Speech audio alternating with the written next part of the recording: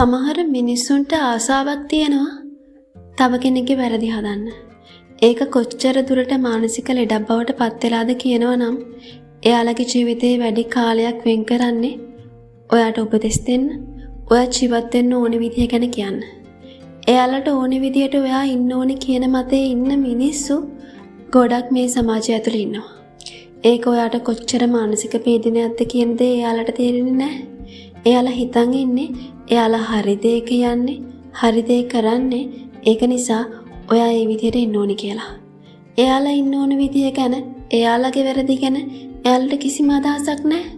ඒ පැත්ත ගැන හිතන්න එයාලගේ සිතුවිලි වර්ධනය වෙලාම නැහැ.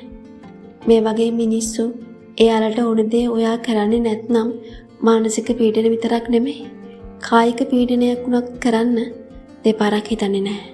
ඉතින් සමාජයේ ඉන්න මිනිස්සු හදන්න ඔයාට බෑ.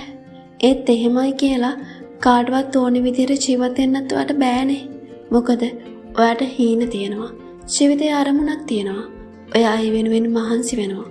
ඒක නිසා බොහොම ඉවසීමෙන් යන්න ඕනේ ගමනක් මේක. ඔයා යමන ගමන පැහැදිලි කරගෙන නිවැරදි ගමනක් ඔයා යන්න. ඔයා සාර්ථක වුණාම ඔයා ඉන්න ඕන විදිය ඔයාට කියා දෙන්න කවුරුත් දෙන්නේ නැහැ. ඔයා සාර්ථකත්වයේ කරා යන ගමනේදී තමයි මිනිස්සු ඔයාට උපදෙස් දෙන්නේ.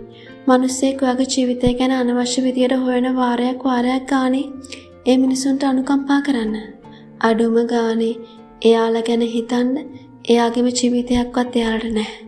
ඒ මිනිසුන්ගේ කතාව තේරුම් ගන්න උත්සාහ කරන්න. ඔයා ඔයාගේ ගමන ඉවසීමෙන් යන්න. ඉතින් සාර්ථක වෙලා මිසක් නවතින්න එපා.